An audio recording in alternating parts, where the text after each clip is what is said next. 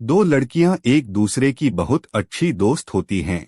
एक दूसरे के सुख में दुख में हर जगह वो कम आई थी। दोनों ही लड़कियां कॉल गर्ल का काम करती थी। जब जब उन्हें काम पर बुलाया जाता था तो वो उसे काम पर जाती थी और ग्राहक की सेवा क्या करती थी। एक दिन एक लड़की को बुलाया जाता है क्योंकि वो लड़की हमेशा ही उसे ग्राहक के पास जाती थी।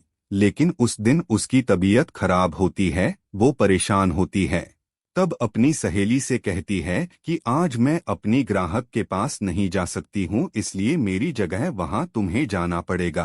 तुम वहाँ जाना, उसकी अच्छी सी सेवा करना, किसी भी तरह की कोई शिकायत नहीं मिलनी चाहिए। बात सहेली की थी तो इसलिए सहेली ने इस मामले को बड़ी गंभीरता से लिया। वो वहाँ जाती है। वहाँ जाने के बाद जो सेवा करती है उसके बदले में उसे अच्छी खासी रकम मिलती है। उसे इस बात का बिल्कुल भी अंदाज नहीं था कि जिस काम के लिए वो आई है उसके लिए उसको ज्यादा पैसे मिल रहे हैं। इसलिए फिर उसने उसकी ऐसी सेवा की अपनी ही सहेली का पत्ता साफ कर दिया। जब अपनी ही सहेली का पत्ता वो साफ कर देती है तो इन दोनों में इस बात को लेकर कहासुनी हो जाती है। कहासुनी में कुछ ज्यादा ही विवाद हो जाता है और दोनों आपस में बैठते हैं। जो एक दूसरे पर जान छिड़कती थी, एक दूसरे की बड़ी मदद करती थी, वो एक दूसरे की दुश्मन बैठी हैं। और यही से ही एक नई कहानी का जन्म होता है। ऐसी कहानी जहां जहां तक जिस जिस इलाके तक ये कहानी सुनी गई थी, लोगों को यकीन नहीं हो रहा था कि ऐसा भी हो सकता है। वाकई आज की कहानी बड़ी दिलचस्प है, बड़ी अजीबो गरीब का कहानी है। आज की जो सच्ची घटना मैं आपको सुनाने जा रहा हूँ, ये सच्ची घटना है। उत्तराखंड प्रदेश का एक जिला है उधम सिंह नगर, और उधम सिंह नगर जिले का ही एक शहर लगता है काशीपुर। दरअसल काशीपुर क्षेत्र का एक थाना है, आईटीआई थाना क्षेत्र। वहां का रहने वाला एक व्यक्ति, एक महिला जो कि श्यामपुर की रहने वाली है, उसको व्हाट्सएप पर कॉल करता है। कॉल करने के बाद कहता है कि मैडम, आज मस्ती करने का बहुत मन कर रहा है, मैं चाहता हूं कि आप मेरे पास एक लड़की भेज दो। जब लड़की की डिमांड की जाती है, एक कॉल गर्ल की डिमांड की जाती है, तो उसको लेकर वो महिला पहले तो उसकी तस्दीक करती है कि ये जो व्यक्ति है सही भी है या फिर वैसे ही है। उसने कहा कि तुम्हें कुछ पैसे एडवांस भी देने पड़ेंगे। बात जब एडवांस के पैसों की आई है तो वह लड़का कहता है मुझे कोई दिक्कत नहीं, कोई एतराज नहीं है, लेकिन पैसे मैं तभी दूंगा जब मुझे दिखाओगे कि आप किस तरह की लड़की भेजना चाहती हो। अब बात आई है कि लड़की पार्ट टाइम के लिए यानी कि कुछ घंटा के लिए बुलाई जा रही थी या फिर पूरी रात के लिए बुलाई जा रही थी। तो लड़का कहे उठता है कि उसे पूरी रात के लिए लड़की चाहिए और जो आपके पास अच्छे से अच्छी लड़की हो मुझे वो भेजना। जब ये अच्छी से अच्छी लड़की भेजना की बात आई है तब वो कहती है ठीक है, लेकिन इसके लिए कर ज्यादा लगेगा।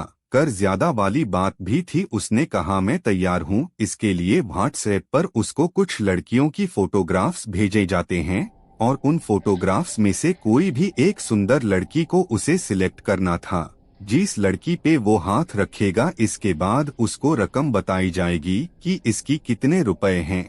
15 लड़कियों के फोटोग्राफ्स भेजे गए थे, लेकिन उसने 15 की 15 लड़कियों को रिजेक्ट कर देता है।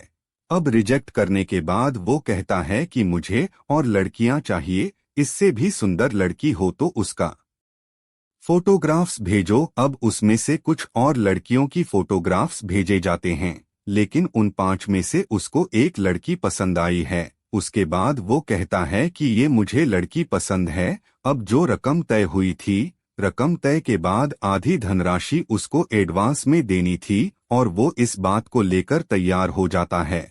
महिला का दिए गए फोन पे ये पेटीएम वगैरह पे उसने उसकी आधी रकम दे देता है। उसके बाद एक रास्ता बताया जाता है, एक जगह बताई जाती है कि आपको इस जगह इस होटल में इस नंबर पर पहुंचाना है और बताए हुए रास्ते के हिसाब से ही जो महिला थी उसकी या कॉल गर्ल थी वो उसे रास्ते पर पहुंच जाती है। शाम के जैसे ही रात के 7 या 8 बजे के आसपास का वक्त था तो सुधा की जगह टाइम पर वो लड़की पहुंच जाती है और जैसी दरवाजा खोल के देखते हैं तो दरवाजा खोलते ही लाइट जलती है लाइट जलने के बाद देखते हैं कि सामने बेड पर कोई और नहीं बल्कि इसका पति लेट हुआ है, जिसका नाम आलोक शर्मा होता है।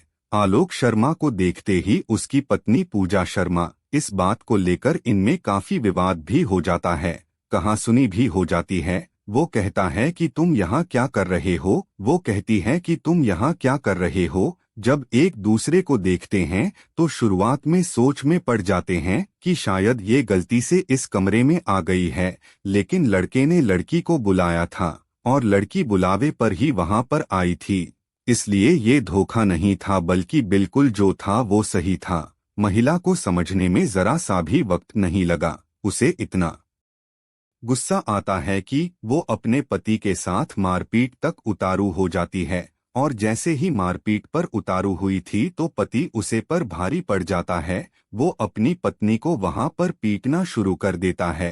होटल के अंदर जब इस तरह से अपनी पत्नी को पीट रहा था तो उसकी चीख निकलने लगती है, वो शोर मचाने लगती है, और जैसी चीख और शोर का आवाज सुनते हैं तो आसपास जो होटल में लोग थे या होटल में जो काम करने वाले कर्मचारी थे वो भी दौड़कर मौके पर पहुंचते हैं और देखते हैं कि एक महिला और एक पुरुष आपस में झगड़ा कर रहे हैं, लेकिन ये कोई नहीं जानता था कि ये दोनों आपस में एक दूसरे के पति और पत्नी हैं, जबकि सबको ये मालूम था कि ये एक व्यक्ति है, इसने एक कॉल गर्ल को बुलाया था, और जब इनमें मारापिटी ज्यादा होने लगती है मुश्किल के बाद इनको छुड़ाए हैं। छुड़ाने के बाद होटल से इन्हें बाहर कर देते हैं। ये झगड़ा इनके बीच में ना हो, क्योंकि जब झगड़ा बढ़ रहा था तब वो अपने घर की पुरानी बात कर रहे थे। महिला उसे अपने पति पर ही कई तरह के लांछन लगा रही थी और पति अपनी पत्नी पर कई तरह के लांछन लगा रहा था। वो कह रहा था कि मैंने आज तुम्हें रंगे हाथों पकड़ ही लिया। जब लोग ये बात सुन रहे थे उन्हें लग रहा था कि ये घर का झगड़ा है जो बाहर होटल में आ चुका है। जब उन्हें होटल से बाहर निकाला जाता है तो लड़ते लड़ते वो सड़क पे पहुंच जाते हैं और देखते ही देखते सड़क पर बहुत सारे लोगों का जमघाट लग जाता है। तभी पुलिस भी मौके पर आ जाती है और पुलिस ने इस महिला को, जिसका नाम पूजा शर्मा होता है, उसके पति यानी कि आलोक शर्मा होता है, इन दोनों को हिरासत में लिया जाता है और थाने लेक पहुंचते हैं। आईटीआई थाने ले जाने के बाद जब इनसे बातचीत करने की कोशिश कर रहे थे तब लड़का कहता है कि इस लड़की से उसकी परिवार की सहमति के बाद शादी हुई थी, लेकिन शादी के बाद से ही ये ज्यादातर अपनी मायके में रहने लगती है, और जब मायके में रहती थी तो मेरे परिवार वाले, घर वाले ज्यादा परेशान रहने लगता थे। कुछ लोगों से मुझे पता चला था कि तुम्हारी बीबी गलत काम करती है, धंधा करती है, और जब उसे यह पता चला था तो यकीन नहीं हुआ। उसने अपनी पत्नी से जब ये बात पूछी थी तो पत्नी ने बेवजह लड़ाई करना शुरू कर दिया, झगड़ा करना शुरू कर दिया, और जब झगड़ा होता है तो इसी बात को लेकर इन दोनों के बीच में लगातार विवाद होने लगता है। 2-3 साल पहले शादी हुई थी, लेकिन शादी ज्यादा दिन टिक नहीं पाती है। कुछ ही दिनों में, कुछ ही महीनों में ये शादी टूटने की कगार पर आ जाती है और महिला ज्यादातर वक्त अपने मायके में रहने लगती है और उससे ससुराल वालों से कभी ज्यादा मतलब भी नहीं होता है। अब इसी बात को देखते हुए पति अपनी पत्नी को लेकर ज्यादा परेशान होता है।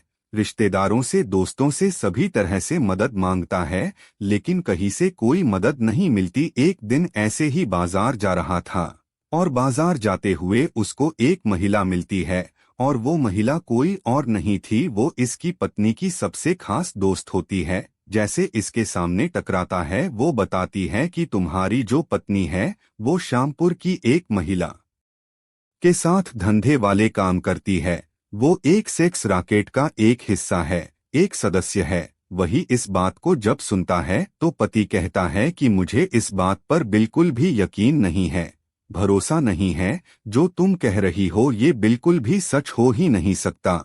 लेकिन वो महिला थी, वो जानती थी, क्योंकि दोनों एक दूसरे की बहुत अच्छे दोस्त थी। कभी कभी एक दूसरे की जगह वो अपने कस्टमर के पास पहुंच जाया करती थी, और शायद इसीलिए उसने बड़ी पुख्ता जानकारी दी थी। उसने कहा कि मैं कैसे यकीन कर लूं। तब उसने एक श्यामपुर की एक महिला होती है उसका भी वो नंबर देती है, और जब उसका नंबर देते हैं तो कुछ दिन जब बीत जाते हैं उसके बाद वो इतना से आराम से बैठकर तसल्ली से उसे महिला को फोन करता है और कहता है कि मुझे एक कॉल गर्ल चाहिए, मैं उसके साथ कुछ वक्त बिताना चाहता हूँ। ये उसकी प्लानिंग का हिस्सा था, इसलिए वह सामने जो दलाल महिला थी वो इस बात को समझ ही नहीं पाई क्योंकि उसके साथ जो होने वाला था, क्योंकि उसको वही लड़की चाहिए थी जो उसकी पत्नी थी। पहले जो 15 फोटोग्राफ्स भेजे गए थे तो उसने उसको रिजेक्ट कर दिया। बाद में जोकर 5 और फोटोग्राफ्स भेजे गए थे उसमें उसकी पत्नी भी शामिल थी, क्योंकि वो ज्यादा देखने में सुंदर थी, अच्छी थी, और शायद ये काम जो करती थी वो शादी से पहले भी करती थी, इसलिए वो अपनी पत्नी को रंगे हाथों पकड़ना चाहता था। और उसने पत्नी को जब अपनी बताए गए होटल में बताया कि कमरे में बुलाया तो दोनों के बीच में विवाद हो जाता है। पुलिस ने जब ये पूरी कहानी सुनी तो पुलिस भी अपना सर पकड़कर जमीन पे बैठ जाती है, वह भी सोचने पर मजबूर हो जाती है। बात यही नहीं समाती है, पुलिस वाले मौके पर मौजूद होते हैं और पत्नी अपने पति को सबके सामने पीटना शुरू कर देती है। वह कहती है कि इसका कई महिलाओं के साथ अवैध संबंध है, यह दहेज की मांग करता है, और जबकि पति यह कह रहा था कि मैंने इसको रंगे हाथों पकड़ा है, लेकिन श्यामपुर की उसे महिला को भी बुलाया जाता है जो महिला के माध्यम से यह अलग अलग ग्राहकों के पास जाया करती थी। उसके बाद फिर इन दोनों में बीच में समझौता हो जाता है, लेकिन जो महिला सेक्स रैकेट का धंधा चलाया करती थी पुलिस ने उसको गिरफ्तार किया, उसे पर संबंधित धाराएं लगे, लेकिन जो पति और पत्नी थे वो एक दूसरे से पहले तो ये वहां से चले जाते हैं कंप्रोमाइज करके, लेकिन कुछ समय के बाद फिर से एक दूसरे के खिलाफ शिकायत वगैरह करना शुरू कर देते हैं। जो इस इलाके के एसपी होते हैं राजेश भट्ट, वो भी कहते हैं मीडिया से कि इस पति और पत्नी के बीच में इस तरह का विवाद उन अपनी जिंदगी में पहले बार देखा है। वो समझ नहीं पा रहे थे कि इसमें किसकी गलती है किसकी नहीं है। इस मामले की जांच पड़ताल भी की जाएगी, आगे जांच पड़ताल के बाद होता क्या है ये तो खैर मीडिया में नहीं आया था, लेकिन जैसे ये खान कहानी सोशल मीडिया पर अखबारों के माध्यम से ये वायरल होती है, जहां जहां तक ये कहानी पहुंच रही थी लोगों को यकीन नहीं हो रहा था कि जी महिला को जी कॉल गर्ल को बुलाया जा रहा था, वो जानबूझकर बुलाया जा रहा था और उसे महिला को पता नहीं था कि आज सामने ग्राहक के रूप में कोई और नहीं होगा बल्कि उसका खुद का पति होगा।